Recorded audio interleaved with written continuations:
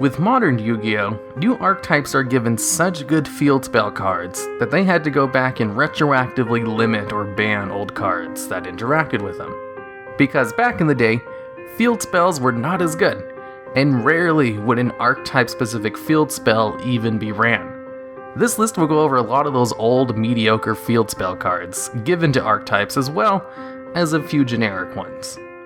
Number 10, HexTellarknight. This card is the best of the field spells on this list by far, as it's a Tellarknight field spell card which gives attack, but only to the XYZ monsters. Also, not very much. Tellarknight XYZ monsters get 200 attack times the number of XYZ materials they have. Luckily, the two most used Tellarknight XYZ monsters require 3 materials, so you get a grand total of 600 attack right off the bat, which will quickly go down to 400 as both have really good effects that are generally used right away. Now, its second effect provides a little bit of battle protection. If one of your Tellarknight XYZ monsters is targeted for an attack, you can discard a Tellarknight card to negate the attack. Oh, and did I forget to mention, the two most used Tellarknight XYZ cards both have great floating effects? Because they do, and they do not need battle protection. Now, the normal Tellarknights are all pretty low on attack and floating effects, so this kind of protection, while not good, would at least be more useful on them. But both of these effects only work on the XYZ monsters, and the XYZ monsters don't need either of these effects. This is just an example of a terrible archetype support card that just happens to be a field spell, which describes more than half of the entries on this list. Number 9, Fortissimo, the Mobile Fortress. Once per turn, you can special summon a Mech Lord army monster from your hand. That doesn't seem so bad, right? Until you remember that it only works on the Mech Lord army cards, which there are only 3 of. And the archetype isn't really known for its swarming from the hand with the army cards potential. Now, the big Mech Lords, the Mech Lord Emperors, are a lot harder to bring out, and the whole archetype basically revolves around trying to destroy your own cards by card effects, so you can bring them out with their effects. If Mobile Fortress could special summon the Emperors from your hand, it would be a lot more useful. Hell, one of the Mech Lord army cards has an effect that only works when it's normal summoned. There's no synergy with the field spell in the archetype it's supposed to support, and it has too few targets. Mech Lords, funny enough, have a second field spell called Mech Lord Fortress, which protects your Mech Lords from synchro monster effects and floats into a search for an Emperor on destruction. I mean, this one is still not very good either, but it fits within the archetype much better, has some synchro monster interaction, and has an effect when destroyed by a card effect, both of which are things the archetype is all about, not swarming the level 4 monsters from your hand. Number 8, Noble Knights of the Round Table. This field spell is a good example of a trap card, in the sense that it looks good on the surface, but is only really a win more card that doesn't help the archetype get ahead all that much. First of all, it doesn't actually have an effect until you have at least 3 Noble Knight cards in your graveyard. Noble Knights and their cards aren't exactly a mill archetype, so you'd only be able to make use of its first effect a couple of turns into the game, making it almost dead in your opening hand, and even then, its first effect is to simply mill a Noble Knight card from your deck to the graveyard. Now, Noble Knight cards do like to have their equip cards in the graveyard, so this effect isn't the worst in the world. Too bad it only mills the monsters and not the equip cards then, huh? And its next effect requires 6 cards in the graveyard. 6 cards with different names, which, again, not easy to do, but is helped along by its first effect. At 6 cards, you get to special summon a Noble Knight monster from your hand, and then equip them with one of your equip cards from the graveyard. This effect is good. It allows you to recover one of the equips from the grave, and special summon from your hand. Noble Knight cards don't really need to be special summoned from the hand though, but the graveyard equipped is a legitimately good effect. Then at 9 cards, you get to recover a Noble Knight from your graveyard to your hand, and at 12 cards, you get to draw a card. both of which are good effects, but not good enough to build your whole deck around turboing out these effects, as to get its second effect takes too long and it's not worth the effort. This card is only good if you're already ahead and it's late game, at which point you don't even need the effects, making the card all but useless. Number 7, Wot Castle. This card makes it so that any monster that attacks a Wot monster loses 1,000 attack after damage calculation.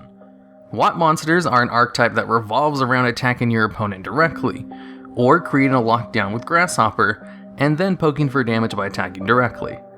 They do not care at all about how much attack their opponent's monsters have, as they just attack around them. Also, the field spell only works if your opponent attacks your monsters and not if you want to ram your Wot monsters into your opponent, as there are some Wot monsters with effects that activate if they ram themselves into monsters. They're not very good and almost never used, but Wot Castle doesn't even support them. Wot Castle is a nearly useless card in an archetype where the generic field spell, Luminous Spark, is actually 100 times better for the archetype than its own archetype-specific field spell card. If maybe the card reduced the attack of monsters by 1,000 during the battle instead of after, it might be a little better. Number 6, Malefic World. This card is a Malefic monster support field spell, an archetype all about having one powerful monster on the field who can only come into play if there is a field spell out. So the deck relies heavily on there being a field spell out, which makes it ironic that its field spell is so terrible. Seeing as Malefic monsters destroy themselves if there's no field spell out, Malefic World offers no protection to itself or its monsters. Instead, what it does is give up your draw phase to search out 3 Malefic cards from your deck, which your opponent will then get to choose and pick one randomly to add to your hand. This effect, not half bad. Giving up your draw phase to use it though? Not really worth it.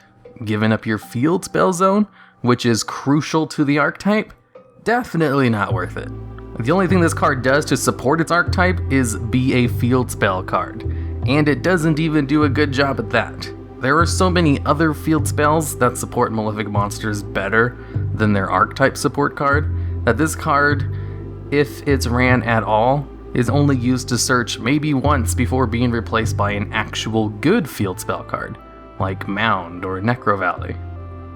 Number 5, the Sanctuary in the Sky.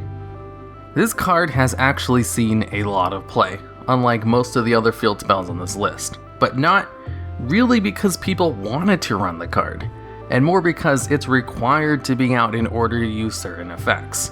When they more recently released more cards that support old fairies that needed to have Sanctuary in the Sky out to gain their effects, they just released a new card called the Sanctum of the Pearshath with a better effect. That way people wouldn't be forced to run this terrible field spell card. All it does is prevent battle damage to fairy type monsters.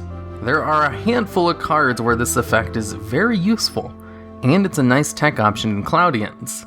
But it's useless outside of that, and no one would have used this card if it wasn't required to activate certain effects. In fact, even in decks where cards got a really nice bonus effect for having this card out, like Agents, people still didn't run it in mass because it was just that bad.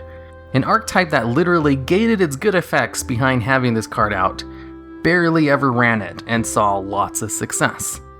Just goes to show why they printed a replacement card for it.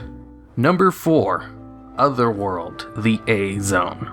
Where to even start with this card? This field spell is a support card for aliens. Aliens revolve around this mechanic called A counters, which multiple cards in the archetype can put them out and use them for effects, with its most common effect being that any monster who battles an alien monster with an A counter loses 300 attack and defense during damage calculation per A counter. Now, A counters do not gain this effect out of the box, and only give this attack reduction if there is an alien monster face up on the field, which states that A counters have this extra effect. And not all alien monsters do this, only some of them. So, it would be really nice if there was say, a field spell or something that blanket gave all A counters on the field the attack reduction effect. Sadly, no such card exists because instead, the A zone just simulates a 1 A counter effect in that monsters lose 300 attack and defense when they battle an alien, but without granting this effect to all other A counters. It was so close. Its effect is so obviously inspired by the A counter effect, but if it only just provided the A counter effect to everything, it would be so much better. I mean, it still probably wouldn't be used even if it did do that, but at least it wouldn't be completely garbage. Number 3, Sargasso, the DD Battlefield. This card does 500 burn damage to a player if they XYZ summon a monster, and then does 500 damage to a player if they control an XYZ monster during the end phase. This card kinda falls into the category of only being good against incredibly specific decks, like Zodiacs, and even then, there are other cards that do what it's trying to do, but better, like Extra Net, Summoning Curse, or Lose 1 turn. But if you want to punish your opponent for specifically excessive XYZ summoning and want to do burn damage, specifically, in the process, then this card is your best bet, as like a side deck card in that kind of deck, which means this card is terrible because it's almost useless in all other circumstances. 500 burn damage per XYZ summon against a normal deck, even back in Master Rule 3, when that was the extra deck summoning mechanic of choice, is not very much, nor all that hurtful to your opponent. Number 2, Centrifugal Field. This card has the effect of allowing you to special summon a monster from the graveyard that is fusion material for a fusion monster who was destroyed on the field. Luckily, the effect goes off even if you destroy your own monster with a card effect, and is not limited to your opponent. But also, there aren't too many fusion monsters who can be brought out easily and want to be destroyed by a card effect. Plus, were brought out in a way that their fusion materials went to the graveyard, and they were specific cards listed on that fusion monster. That is to say, there is no good way to take advantage of this card's effect, and it's purely meant and only useful as recovery for having your fusion monsters being destroyed by your opponent. But not by battle, only by card effects. That is to say, this card is an incredibly specific defensive card that's very limited in its defense and not even very good at it, and therefore, kind of bad. Number 1, Acidic Downpour. I'm not entirely sure if this card was made to be bad or not, because Konami does absolutely release cards that are intentionally bad. But let's try to give this card a chance. What this card does is reduce the attack of all Earth monsters on the field by 500, and increases the defense of all Earth monsters by 400, which might make you think, oh, that's useful in defensive decks, as most monsters with high defense are Earth type. And in that case, you might be right. If you have DNA Transplant out and choose Earth, all your opponent's monsters lose 500 attack, and all of yours gain 400 defense, making it so they need to get through 900 more points of defense to beat over your monsters. But also, cards like Chorus of Sanctuary and Canyon exist. Chorus is just a straight up better defense gain, as it increases their defense by 500 and works on all monsters and not just one attribute. And Canyon can double the battle damage your opponent takes for crashing into high defense rock monsters. Both field spell cards just work better in decks that might be supported by Acidic Downpour, without having to have a specific, not easily searched out trap like DNA Transplant to help them out. The only deck this card is useful in without any kind of other support is Super Heavy Samurais, a deck which has almost nothing but Earth monsters who never go into attack mode, and the 500 attack decrease can only benefit them if they happen to run into an opponent who uses Earth monsters. Only, even in that case, Chorus would still probably be better. And yeah, also, there's this tiny detail, may have been overlooked a bit, but Super Heavy Samurais don't run spell or trap cards.